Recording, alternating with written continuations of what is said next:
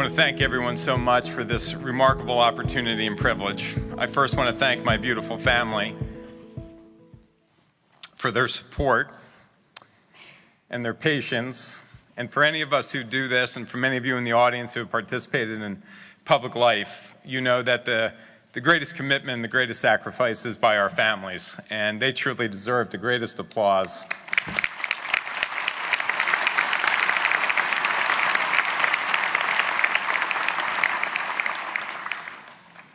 My greatest pride and joy, and I know for my wife and I, is watching our 3 children and watching them grow. It's been a remarkable gift to us. They have been a political family through no choice of their own. I was elected in 1995, and my oldest daughter was born in 1998. My twins were born in 2000. They have experienced their entire life this remarkable gift that we call democracy, and I'm very proud of them and very proud that they've had a chance to watch this. So.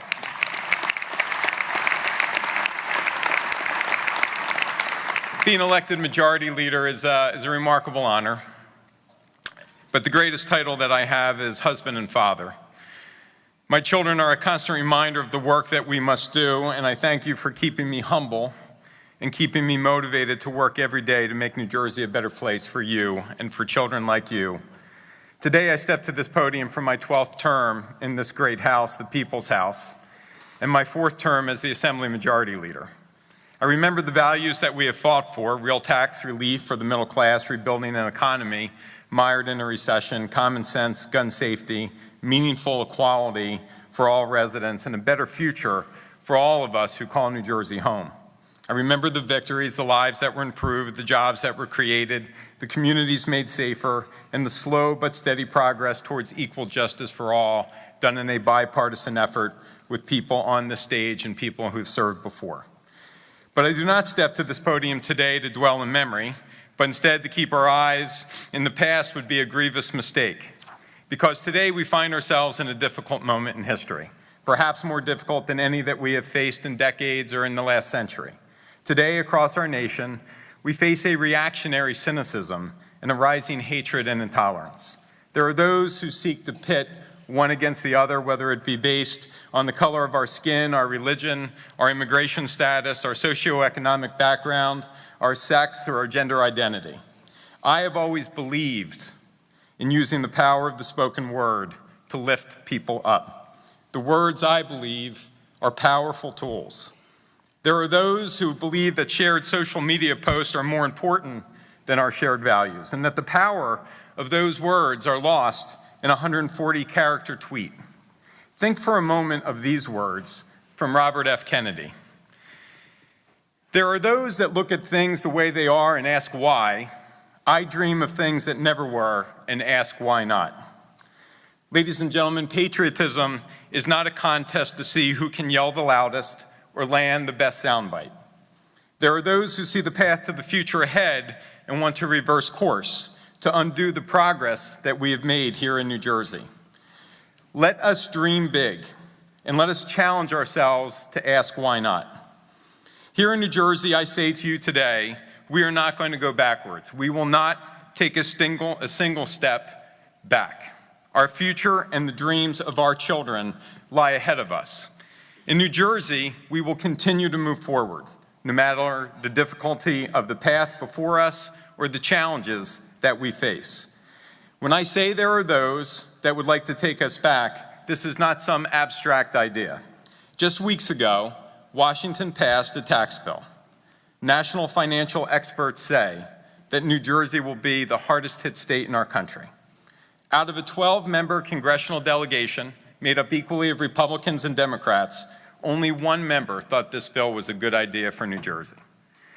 We know from studies that it will devastate New Jersey's middle class and working families. We know that it will put affordable health care out of the reach for millions across this country. We know it will exasperate our state's unfair and unconscionable property tax burden. The reports are unanimous.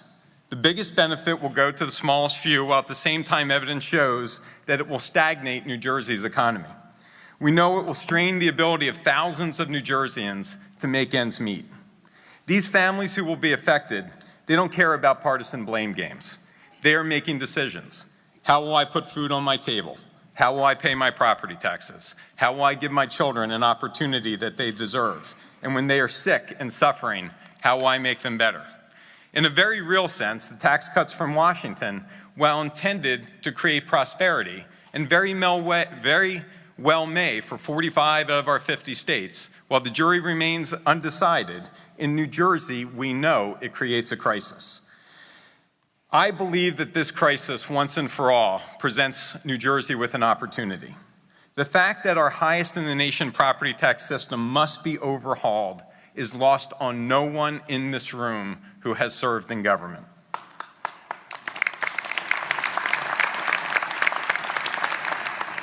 In 1977, when my mother, Maria Barnaby Greenwald, was elected the first woman to serve as mayor of Cherry Hill, her inauguration speech that day focused on the fear of her parents and her in-laws being unable to stay and live near their grandchildren because of the crushing burden of property taxes.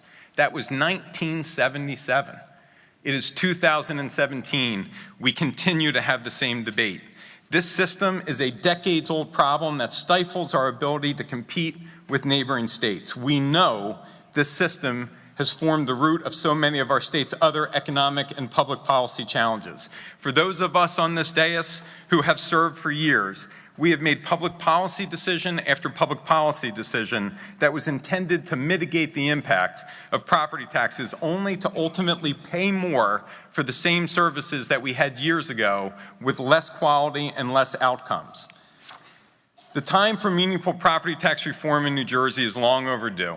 And as we enter this legislative session with new leadership and a new governor, we must have the tough conversations about how we move forward New Jersey together in a bipartisan fashion.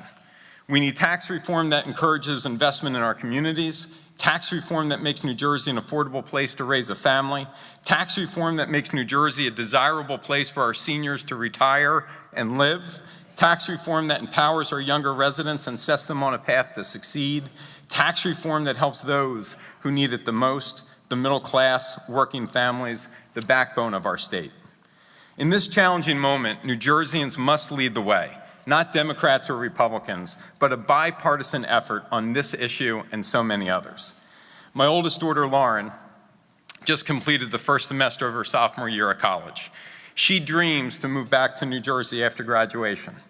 But as her father, I worry whether or not she will be able to live on her own. Like so many of the millennial generation, nationally 1/3 of every one of that generation live at home with their mother and father. In New Jersey, it is 47%. In 2016, my daughter voted for the first time. She would tell you that election did not go the way that she wanted. But she voted, and she fell in love with democracy, and she found her way. She chose a career, and she chooses to pursue a career in law and to advocate for public policy, for change so that her generation will have the opportunities that our generation were so benefited by. In recent years, we have seen so many states enact laws that restrict that voting right that is so cherished and that she experienced and fell in love with democracy because of. Make no mistake, these voter suppression laws are discriminatory, un-American, and wrong. Far too often, our nation has tolerated a creeping attack on this most hallowed and cherished right. Yet here in New Jersey, we led the way with an unprecedented effort to expand voting rights via the Democracy Act. Unfortunately, that legislation was vetoed. But this issue is too important to just give up. Voting rights are the cornerstone of our democracy, one which many Americans have quite literally sacrificed their lives to protect. This is a time more than ever that citizens need to feel connected to their government, that they can affect change. Even when their candidate loses, they must feel that their vote counts. New Jersey must continue to lead the way in protecting voting rights and expanding the opportunity of its people to vote through common sense ideas that modernize our outdated laws, like early voting, automatic voter registration, same-day registration. The beauty of our democracy is that all votes are equal. One person, one vote. You can clap for that. That's okay. Speaking of equality, I was also blessed to have twins, my son Eric and my daughter Jenna. crying because it was the scariest day of our life. But in 5.5 years, they will graduate from college. Their future should be based on their abilities and their skills, their work ethic, not their gender. When I dream of their future, I do not see a statistic or a number. Unfortunately, over the last decade, we have seen mountains of data showing a disturbing truth. It is a travesty that in 2018, women will still receive less compensation than men for equal work. Here in New Jersey, a white woman makes 80 cents for every dollar that her male counterpart earns. African American women make 58 cents for every dollar, and Latino women make just 43 cents to every dollar. Yet we have led the way in efforts to try to close this wage gap. We passed historic pay equity legislation that was not signed into law. Some of our efforts, like bringing transparency to whether public contractors provide equal work for equal pay, were vetoed. But as I stand here today as a father, I refuse to believe that my daughter Jenna's values is 80% of that of her brothers. I love them equally, and I want them to be treated equally. Can we agree as Democrats and Republicans to work on a plan for pay equity in New Jersey, in our state, to lead the way for our nation? Can every young woman like Jenna in this state dream of a future where she will be treated as an equal to her brother?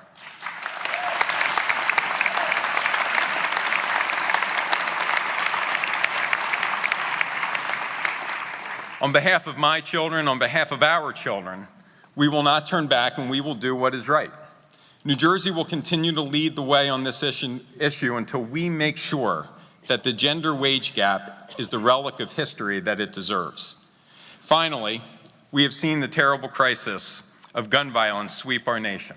Began in Columbine, saw it at Virginia Tech, Tucson, Aurora, Sandy Hook Elementary, Emmanuel African Methodist Episcopal Church, the Pulse nightclub, Sutherland Springs, Las Vegas.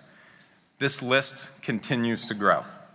The names are seared into our consciousness. They represent schools and supermarkets, movie theaters, places of entertainment, houses of worship. More importantly, they represent families and communities that have been ripped apart, victims of senseless, unimaginable pain and needless suffering. They represent the failure of leaders to heed the warning of the victims and effect the necessary public policy. There are those who say that we cannot find common sense ways to reduce gun violence and save the lives in our community. There are those that say as long as there is evil in this world, these mass shootings will continue.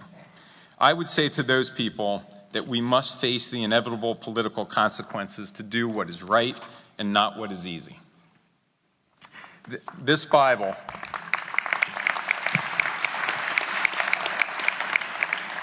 This is my parents' Bible. I've lost both of them. This was given to my mother in 1977.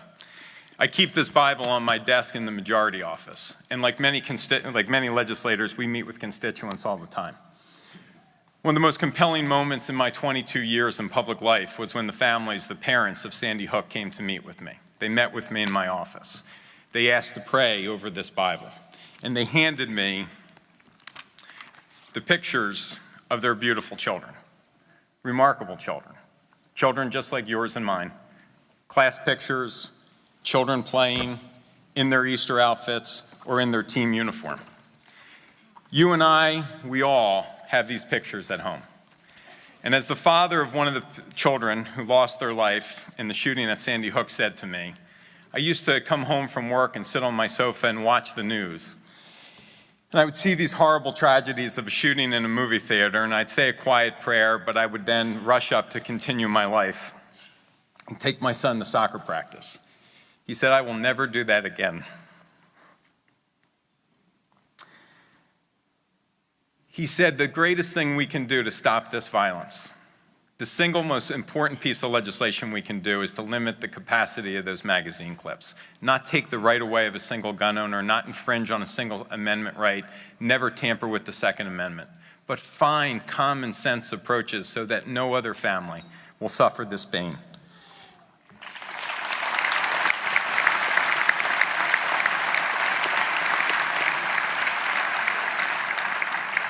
Gun violence is not about statistics or abstract arguments. It is about countless lives that have needlessly been cut short because far too many public policy makers have failed to find the courage to act. I made a promise to those parents. I refuse to look those families in the eye and tell them that we are powerless, that their loved ones were a tragic but necessary loss. No loss to gun violence is ever necessary.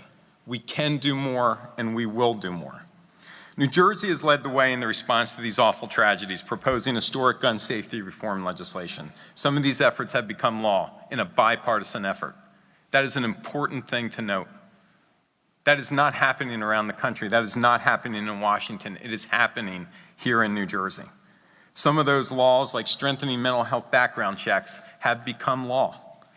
New Jersey must continue to lead the way in comprehensive background checks and safety training and public health research about gun violence and keeping firearms out of the hands of domestic abusers and in so much more. This package of bills provides the balance of the Second Amendment with common sense, rational approaches to stop this madness. Just yesterday, our legislature understood this. We passed legislation to ban bump stocks. Most of us never heard of bump stocks.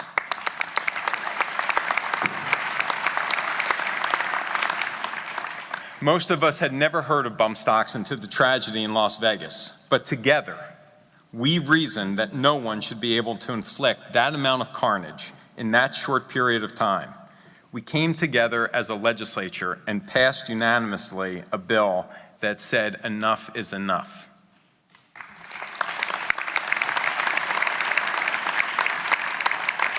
Ladies and gentlemen, I don't think these goals are lofty. I think they're vital, and I know we can accomplish them. We cannot turn back. We have to go forward. I believe in the members of this delegation and their readiness to tackle the task at hand. And I believe in the people of New Jersey, who, despite troubles in Washington, elected the most progressive, middle-class, focused legislature in New Jersey in decades. But I caution my friends in the Democratic Party.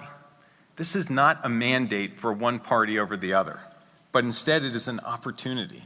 And it is an opportunity to listen to all the people, and to make change for all of the people. We can do these things together.